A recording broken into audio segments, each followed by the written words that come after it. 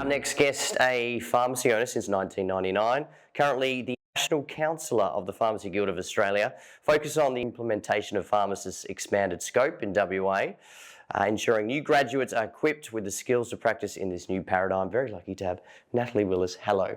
Hello. Great to see you. You've had quite the journey in the world of pharmacy. Could you run us through that? Well, how long have you got? So I first practiced as a pharmacist in 1996. Yes, I'm that old. Wise, you're that wise. Wise and experienced. Yeah. And I was really fortunate in being offered a partnership opportunity when I was very early in my career, and so became a pharmacy owner in 1999. So I was fortunate in that regard, and I'm still in that same pharmacy today, which is great, part of the furniture. And that same year, I also was elected onto the branch committee of the Pharmacy Guild. So so I've been on the guild now for more than half my life. So you've been doing great things for a long time. When it comes to pharmacy owning, what's the most rewarding thing you get out of it? Absolutely the relationships, 100% hands down.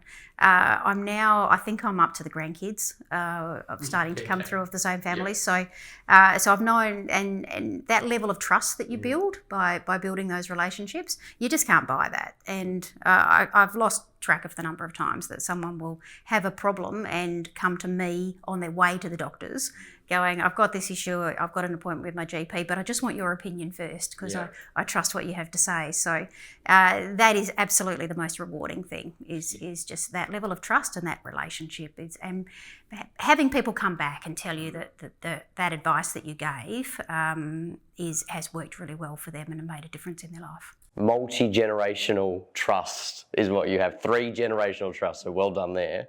What about some of the challenges of being a pharmacy owner? Just the pace of change. It's been quite phenomenal. Pharmacy, we always say, is at the crossroads. I can't remember a year it hasn't been at the crossroads. I don't feel like that we're at the crossroads anymore, but that level of change that's happening has just increased year upon year. And so keeping up with that and the challenges that represents, both for running a business and keeping your staff up to date with that, is pretty monumental. So keeping staff engaged and motivated to keep doing different things and moving ahead, and having the requisite skills as well to actually meet those challenges is one of the most challenging parts of pharmacy today. You've touched on it, but what's your perspective of the evolution of pharmacy that you've been seeing? Oh, it's exciting. This is something that I've striven for. I think that's the right word. Yep. Striven. Basically since I graduated. So I've always been of the opinion that pharmacists are well qualified to do so much more than what we actually do.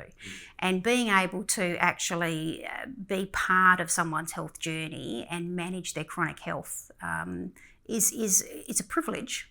But it's also something that pharmacy is uniquely placed to do, and we've never really had the opportunity to do it. So the fact that governments are now recognising that A, they need us, and B, that we're actually got the skills to do it, with a bit of tweaking here and there, is really exciting moving forward. I think what the future will look like in the next 10 years for pharmacy is markedly different to what it looks like now. On that, what are the big changes you're seeing in pharmacy at the moment? We've always had this argument that pharmacy is a health destination, that we're not retailers, we don't have shops, that we're actually a bona fide health professional providing healthcare and health advice. And we've just never been looked at in that way. And right down to, the category of our industry in awards, payment awards, and training and with the different training organisations, we've never been recognised as healthcare. We always fall under retail. And so having pharmacy switch and become a proper healthcare professional where we're actually embedded in the patient's healthcare journey, we're not that bit over on the side everybody obviously comes to the pharmacy to get their medicines, but we're not considered part of the core healthcare team. and that won't, in the next 10 years, that won't be the case. We will absolutely be at the core. The patient's healthcare journey may very well start to revolve around the pharmacist, because patients see their pharmacist up to 18 times a year on average. So we actually better placed to control a patient's healthcare journey and be that centre for liaising with their other parts of the healthcare team than a GP is. One of the big things, scope of practice. How do you see that improving patients' lives?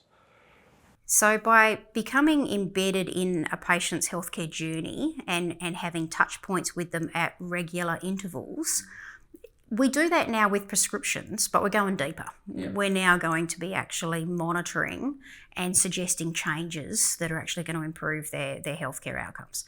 So scope of practice is going to allow us to do what we'd like to think of as the easy stuff, but those acute occasions of service where somebody comes in with an illness, we know perfectly well what it is and how to treat it, but we've had to refer them onto a GP, which has always been a very difficult thing to get timely access to a GP for something which is an acute illness that requires immediate treatment.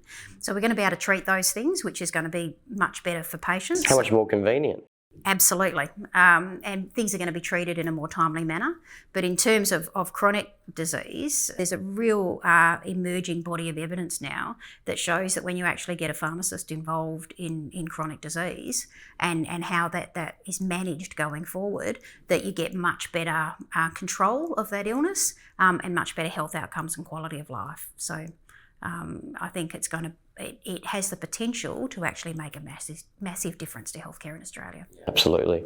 I like this one. What's the one piece of advice you would give to a pharmacy internal student, or perhaps yourself when you're a bit younger? I want to approach this from different angles, right? Okay.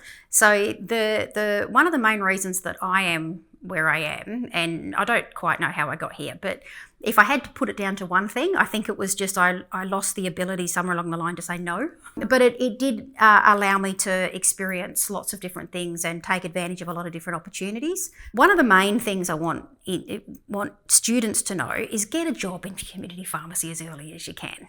It's not something you can do the course and then worry about practical implementation later. The course will make much more sense and you will be a much better pharmacist if you actually embed yourself into the world of pharmacy early on in your career, so in your course. So get a job. A lot of people, they wait until third or fourth year before they get a job. Get a job as soon as you can in pharmacy. And just be prepared to be uncomfortable. It seems a bit scary. For some students are absolutely over the moon about full scope and what that means and can't wait to actually get out there and start doing it. Others, it's terrifying. And I have to say the same thing exists for experienced pharmacists as well. Some of us are really excited to get the bit between the teeth and run with it, and others are a bit nervous and apprehensive about what that might actually mean. I think that level of apprehension, I think, is important. That feeling of being uncomfortable, I think, is important because it helps you strive to be better. It will actually make you more cautious with the patient, and it will make sure that you actually heed that to actually provide the best outcomes and make sure you do your research to make sure that you're providing the best advice. So being prepared to be uncomfortable and not always feeling like you're in not a safe situation, but in a comfortable situation, getting out of that comfort zone, I think is what is going to produce growth, individual growth in your employment and in your abilities as a pharmacist, and growth for the role that pharmacy has in healthcare. So summarising, jump in the deep end, be comfortable with being uncomfortable. Yep. Good advice. Yep.